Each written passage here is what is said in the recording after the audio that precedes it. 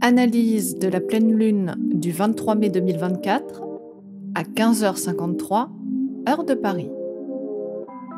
Bonjour à tous et bienvenue pour cette analyse de pleine lune en Sagittaire, moment d'apogée lunaire suite à la nouvelle lune dans le signe du Taureau.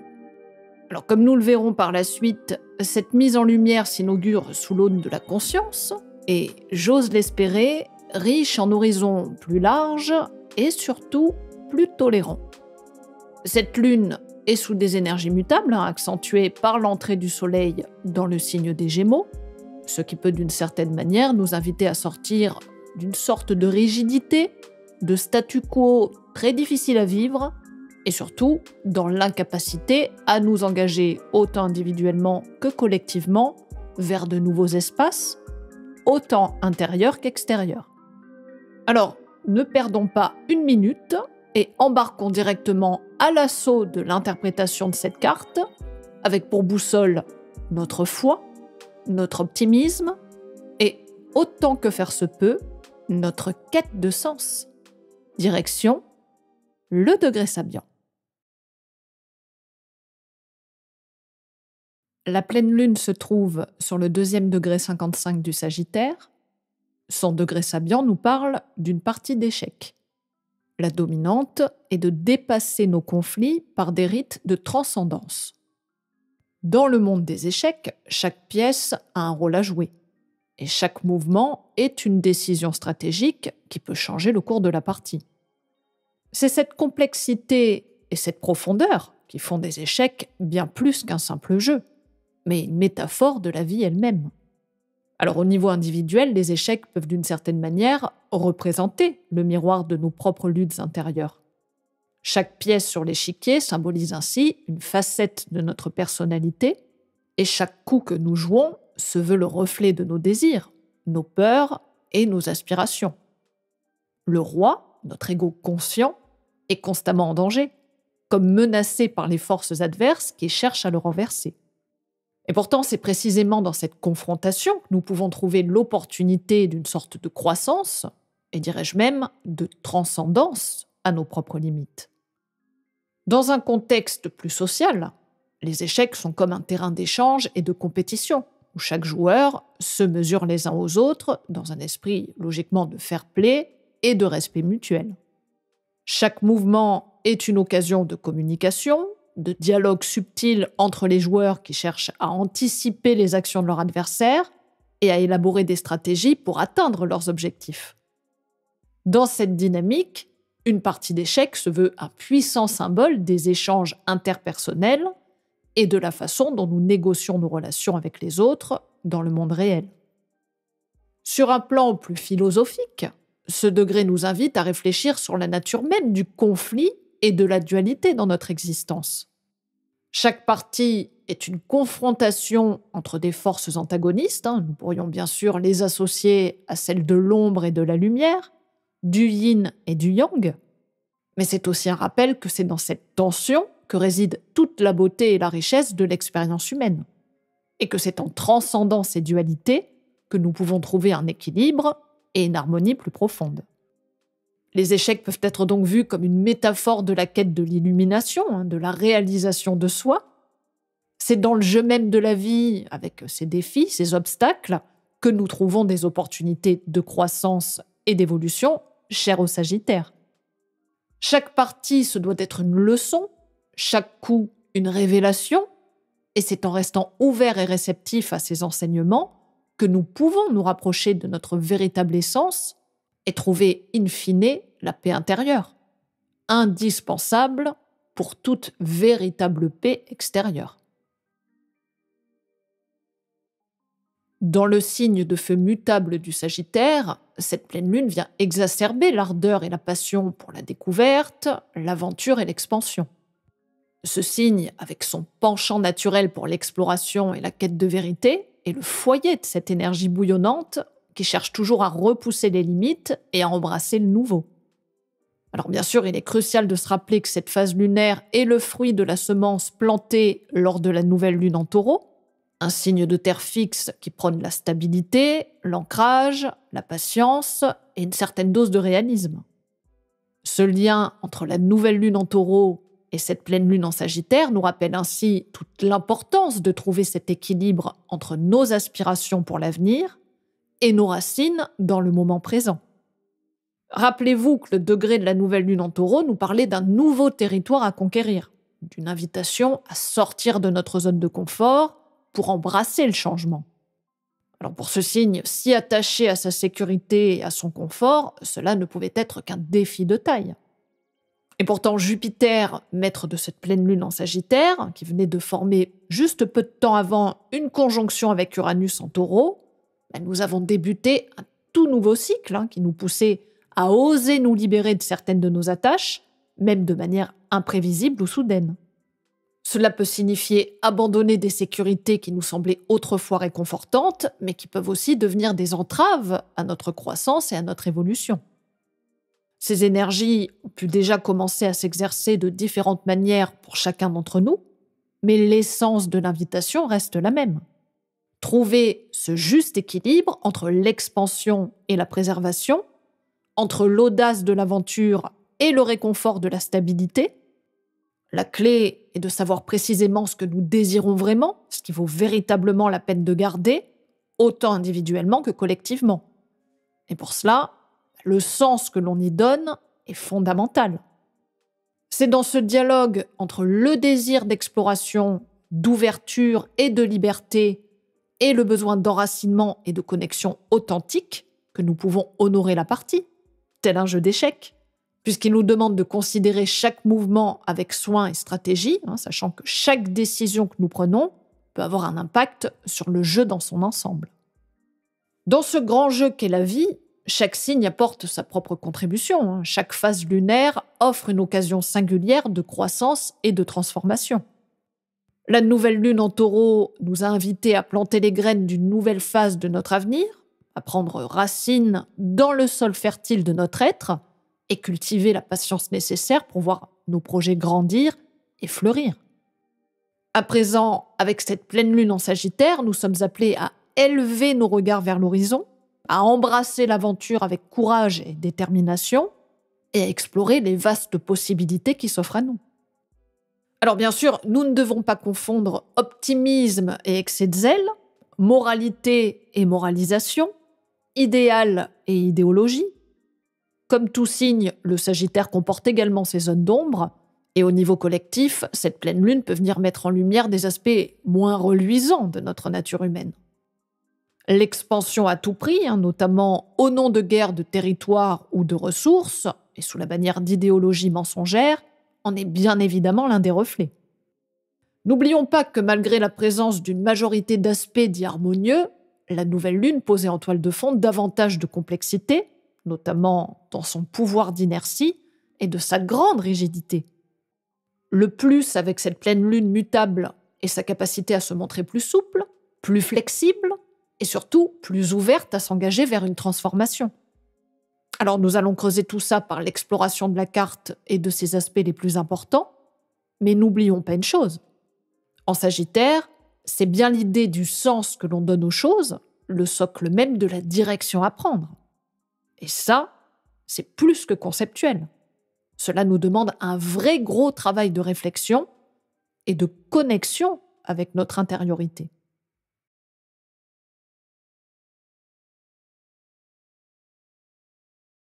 Alors commençons par jeter un coup d'œil sur l'axe solilunaire, puisque comme nous venons de le voir, la Lune est ici au tout début sur le Sagittaire, quand forcément le Soleil en face se poste sur le degré opposé en Gémeaux. Nous sommes donc à présent sur un axe très mental, fait de communication, d'échanges, de déplacements. Le Sagittaire symbolisant davantage les grands concepts, ce qui tend vers toujours plus d'ouverture et au mieux de tolérance, de compréhension au niveau du sens, quand les Gémeaux tendent davantage vers la proximité, la multiplicité, la variété, quitte à générer de l'éparpillement, voire de la superficialité. Cet axe d'apogée lunaire vient ici comme nous inviter à sortir doucement de l'axe taureau-scorpion sur lequel a démarré la nouvelle lune, qui est davantage axé sur les ressources, la possession, comme pour nous pousser à sortir de nos instincts, pour nous ouvrir à davantage de compréhension. Socle, là encore fondamental, pour ne pas rester prisonnier de nos pulsions, mais nous offrir la possibilité de nous en dégager en y mettant plus de conscience et de compréhension. La pensée, la réflexion, la capacité de donner du sens à nos valeurs est ce qui nous différencie de l'animal. Si nous n'avions pas cette possibilité, nous céderions à nos pulsions, certes importantes, mais également limitées la plupart du temps à la loi du plus fort. Le monde animal dépend, au nom de sa survie, à se plier à ses instincts primaires, alors que l'être humain, doté d'une capacité de réflexion et de communication développée, a la possibilité de transcender ses instincts et d'agir de manière plus consciente et intentionnelle. D'ailleurs, nous avons la capacité, outre la possibilité de comprendre, notamment par les Gémeaux, la possibilité de croire, c'est-à-dire de développer notre foi, qui est liée au Sagittaire, en établissant des règles, des lois, qu'elles soient autant juridiques que morales, un peu comme un cadre nécessaire pour que chacun puisse trouver sa place malgré sa condition. Positivement, cela doit permettre à chacun de pouvoir ne pas simplement subir son sort selon ce qu'il est, ce qu'il possède, mais aussi selon ce qu'il aspire à devenir, ce qu'il croit possible pour lui-même et pour le monde qui l'entoure. De plus, en considérant le Sagittaire comme le signe de la foi et des croyances, et les Gémeaux comme celui de la pensée rationnelle et de la communication, nous pouvons explorer la complémentarité entre ces deux dimensions. La foi peut apporter un sens profond et une orientation à notre vie, tandis que la pensée rationnelle peut nous aider à discerner et à articuler nos croyances de manière claire et cohérente.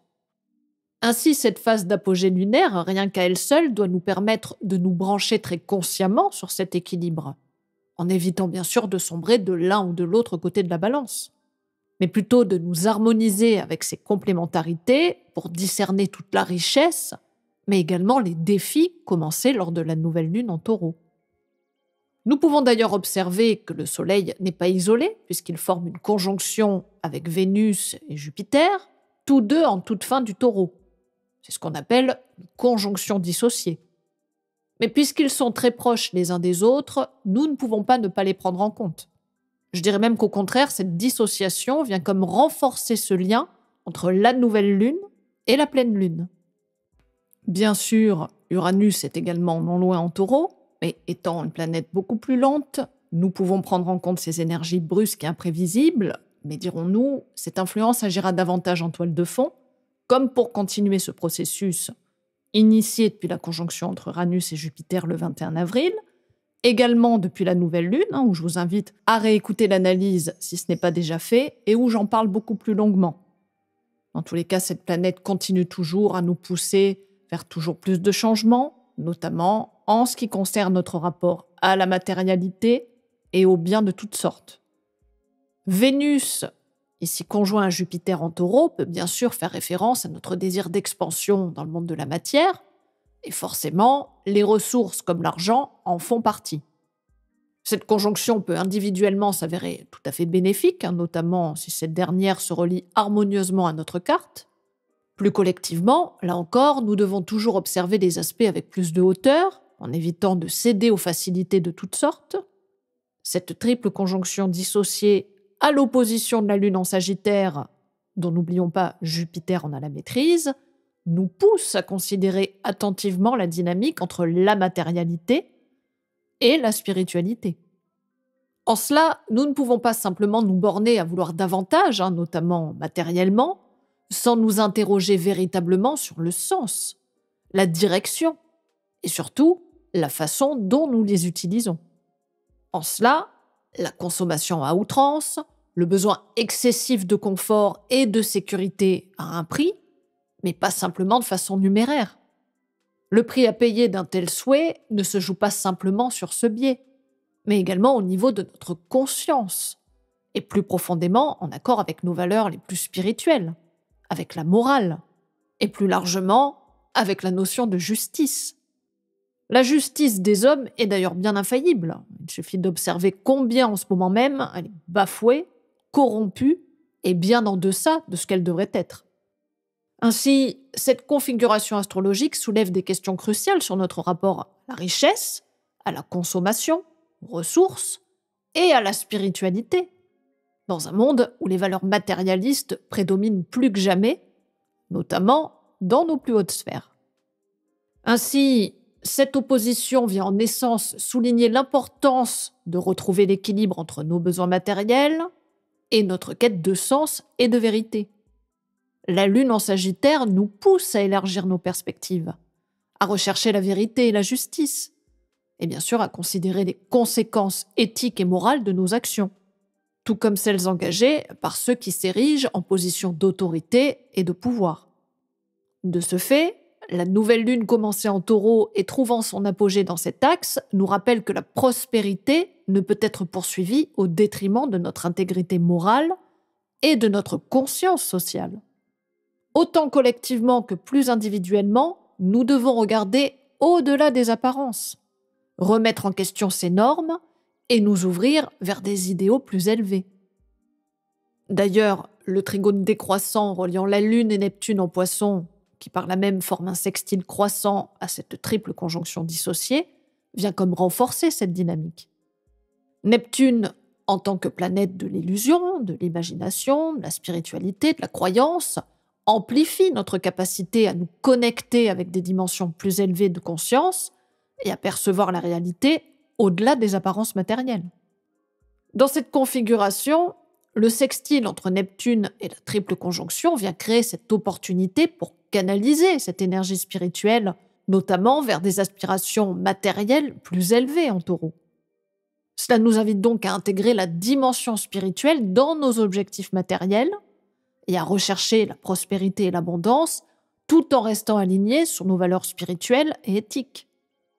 Ensemble, ces aspects nous encouragent à trouver un équilibre harmonieux entre nos besoins, notre quête de sens et de vérité, ce qui nous invite à nous connecter avec notre intuition, à écouter la voix de notre âme et à agir bien sûr en accord avec nos valeurs les plus authentiques dans toutes nos entreprises. Rappelons-nous que la véritable richesse résidera toujours dans notre capacité à vivre en harmonie avec nous-mêmes, pour commencer, ce qui forcément revient en faire de même avec tout ce qui nous entoure, humain, animal et végétal. Pluton, ici rétrograde en Verseau, est également harmonieusement relié à l'axe lunaire, donc les forces de transformation, qui sont ici davantage axées sur notre capacité à la remise en question, à la recherche profonde de la vérité et à notre capacité à sortir les fantômes des placards pour aider au nettoyage de tout ce qui est corrompu et soumis au contrôle et à la manipulation collective en Verseau. Alors cela a déjà commencé à se faire, et se fait de plus en plus souvent et ouvertement, et malgré toute la force de contrôle et de censure, cela continuera à s'amplifier à mesure que nous serons prêts à l'entendre, et je dirais même à l'accepter. S'ouvrir à la vérité nous demande du courage, car cela implique forcément pas mal de bouleversements, et par la force des choses d'accepter la perte, la désillusion, la remise en question. Le sextile décroissant entre la Lune et Pluton rétrograde est une opportunité pour canaliser cette énergie de transformation de manière constructive et favorisant la collaboration entre les forces en jeu. Ainsi, il vient d'une certaine manière faciliter la remise en question des structures obsolètes, des croyances limitantes et des schémas de pouvoir rigides. Nous ne devons pas craindre de nous libérer des peurs et des inhibitions qui nous retiennent encore, ne serait-ce que pour accueillir davantage les changements à venir. Le trigone croissant au soleil en Gémeaux vient quant à lui nous pousser à intégrer ces révélations dans une compréhension, dirons-nous, plus consciente de nous-mêmes. Là encore, cet aspect nous invite à explorer de nouveaux horizons intellectuels, à remettre en question les idées préconçues et les schémas de pensée rigides. Cet aspect peut nous aider à voir les choses sous un angle différent, d'adopter une perspective plus inclusive et à embrasser les événements avec plus d'ouverture d'esprit.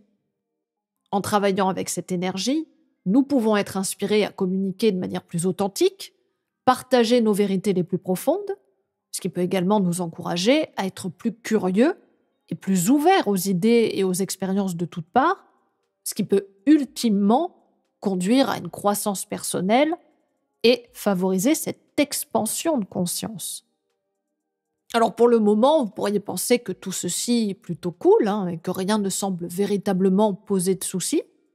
Alors je pourrais certes vous répondre par la positive, mais c'est sans compter Mars, toujours en bélier, et qui pour cette pleine lune est encadré par le nœud nord et Chiron, avec qui il fera sa conjonction exacte le 29 mai prochain. Alors avant de parler des aspects qu'il forme, prenons quelques instants pour développer déjà tout ça. Comme vous le savez, Mars, en tant que planète de l'action, de la volonté, de la confrontation, associé au signe du bélier, est déjà assez énergique, impulsif par nature. Son positionnement auprès du nœud nord et de Chiron lors de cette pleine lune peut intensifier ces caractéristiques et nous pousser à agir de manière plus audacieuse et directe. Positivement, sa proximité avec le nœud nord peut nous aider à un certain réalignement, notamment collectif, mais n'oublions pas non plus que ce point peut également nous pousser à agir de façon compulsive et pas toujours très habile. La violence, l'agressivité, l'individualisme sont ici forcément réactivés et collectivement, il est inutile de développer, il suffit de le constater depuis un moment déjà. Ici, ce sera davantage sa proximité avec Chiron qui me semble intéressante à développer, notamment parce que l'aspect est à venir et que ces énergies seront donc forcément de plus en plus ravivées à mesure que Mars s'approchera de l'astéroïde. Il sera donc crucial de rester conscient de nos réactions émotionnelles pour travailler sur la gestion de notre énergie de manière constructive, plutôt que de laisser nos impulsions nous dominer, nos vieilles blessures, nos complexes d'infériorité, voire dirais-je même un certain pessimisme quant à la croyance de notre impuissance. Nous pouvons utiliser cette période pour explorer les racines de nos émotions et pour entreprendre un vrai processus de guérison et de transformation. En reconnaissant et en confrontant nos peurs et nos douleurs, il sera bon de trouver des moyens plus sains de canaliser notre énergie martiale et d'avancer sur notre chemin avec, là encore, beaucoup plus de clarté et surtout d'intégrité. Alors bien sûr, je ne dis pas que cela se fera dans la plus grande des sérénités, bien au contraire. Je pencherai davantage vers des manifestations plutôt tendues et potentiellement violentes. Alors, tentons chacun à notre niveau de ne pas céder à ce qui se joue au dehors et sur lequel nous n'avons de toute façon aucun contrôle. Axons-nous davantage sur ce que nous pouvons transformer à notre niveau. Là encore, ce n'est qu'une phase, un passage obligé, et qui sera toujours vécu plus douloureusement si nous restons rigides, bornés, voire à contrario beaucoup trop perchés. La conscience doit se situer dans ce juste équilibre et se poster à la bonne distance, ni trop loin, ni trop près, ce qui peut déjà se révéler le défi du moment. À présent, si nous regardons ces aspects, nous pourrons voir que Mars forme avec l'axe solilunaire deux aspects de tension, à savoir un sesquicarré décroissant avec la pleine lune en Sagittaire et un semi-carré croissant avec le Soleil en Gémeaux, ce qui viendra forcément amplifier les dynamiques conflictuelles et les frictions pendant cette période. Le sesquicarré à la Lune pourrait souligner les défis liés à l'action impulsive et à la confrontation directe. Cela peut nous indiquer une tendance à se sentir frustré ou contrarié par des obstacles, des limitations perçues ou simplement ressenties, mais qui pourraient inévitablement conduire à des réactions agressives ou impulsives. De plus, son aspect décroissant vient mettre en exergue l'intolérance de l'aspect, qui peut se montrer bien trop rigide, à plier vis-à-vis de ce qu'il considère comme juste et moralement acceptable. Alors sur le plan collectif, cette énergie peut se refléter dans les tensions sociales et politiques, où les différences d'opinion et les désaccords peuvent conduire à des confrontations et à des réactions impulsives. Dans un contexte plus large, cela peut également pointer vers des défis dans la façon dont la société gère les désaccords et les divergences d'opinion. Cela nécessite forcément un engagement vers le dialogue ouvert, la résolution pacifique des conflits, plutôt que de céder à l'agressivité ou à l'intolérance. Voilà pourquoi nous devons chacun à notre niveau développer cette compréhension des besoins et des perspectives d'autrui, auquel cas, rien de bon ne peut en sortir. De même, le semi-carré croissant avec le Soleil en Gémeaux met en lumière les tensions entre l'expression individuelle et la communication. Donc en examinant ces aspects, Il est clair que la période sera forcément marquée par des défis et des tensions, mais nous devons les aborder de façon plus évolutive, puisqu'ils peuvent être des révélateurs nous permettant la prise de conscience nécessaire pour une transformation. Donc il y a bien cette opportunité de croissance, et je dirais même, avec Mars et Chiron, une guérison des énergies masculines. En essence, nous devons chacun à notre manière nous focaliser sur notre gestion de l'énergie et sur notre façon de communiquer cette dernière, plutôt de manière constructive que destructrice. Mercure, qui est sorti du Bélier depuis le 15 mai, est à présent dans le Taureau, comme pour nous aider à cultiver la stabilité mentale et émotionnelle nécessaire. Cette position accentue ainsi cette idée d'adopter une approche plus pragmatique dans notre façon de penser et de communiquer. Alors cela peut se traduire par une réflexion plus profonde sur nos valeurs, nos besoins concrets et surtout nos objectifs à long terme. Ce qui peut signifier de choisir ses mots avec soin, de privilégier la clarté et la précision dans toutes nos communications et de favoriser les discussions pragmatiques et davantage axées sur les solutions et non pas les conflits. D'ailleurs, Mercure dans ce signe nous invite à ralentir, à prendre le temps de nous connecter vraiment à ce qui nous entoure, ce qui peut être un plus pour éviter les dérives martiennes. Ainsi, tâchons de prendre en compte toutes ces configurations célestes pour construire une approche plus équilibrée et surtout plus réfléchie. Alors pour terminer, si nous additionnons tous les chiffres à la date de cette pleine lune, eh bien, c'est l'arcane de la lune du tarot de Marseille qui émerge, comme lors de la dernière pleine lune en Scorpion, pour nous inviter là encore à plonger dans les profondeurs de notre inconscient et à y sonder très consciencieusement ses recoins. Nous ne pouvons pas omettre que cette lame peut également symboliser nos illusions, nos peurs, nos émotions refoulées, et qui, lors de cette pleine lune, peuvent ressurgir à la surface. Alors, si nous osons aller au-delà, en nous appuyant notamment sur la quête de sens et de vérité du Sagittaire, nous pouvons transformer ce défi en une opportunité, ce qui là encore est à mille lieues de ce qui peut se jouer en apparence. Au-delà de l'apparente obscurité de cette lame, n'y aurait-il pas au contraire bien plus de complexité qu'il n'y paraît ? La Lune nous plonge dans un monde d'énigmes et de secrets, nous enjoignant à regarder au-delà de la surface des choses. Dans cet univers de symboles et de métaphores, chaque élément cache une signification plus profonde, et chaque ombre dissimule une lumière à découvrir. Ainsi, au lieu de craindre l'obscurité de cet arcane, accueillons-la plutôt comme un guide bienveillant sur le chemin de la connaissance de soi, ce qui est terriblement sagittaire, de ce qui nous entoure, et qui, même sous la surface, n'est jamais figé, mais en perpétuelle transformation. Et nous voilà arrivés à la fin de cette analyse qui, je l'espère, vous permettra d'une manière ou d'une autre de profiter de la période pour une meilleure réorientation, que ce soit de vos énergies autant que de la mise en place de vos projets les plus chers. Dans tous les cas, n'hésitez pas à me dire comment vous vivez le moment. Alors je vous en prie, faites vivre l'espace commentaire, il est là pour ça. Permettez-moi de vous souhaiter une pleine lune riche en ouverture et en nouvelles perspectives. Et je vous dis à très bientôt pour de nouvelles aventures astrologiques.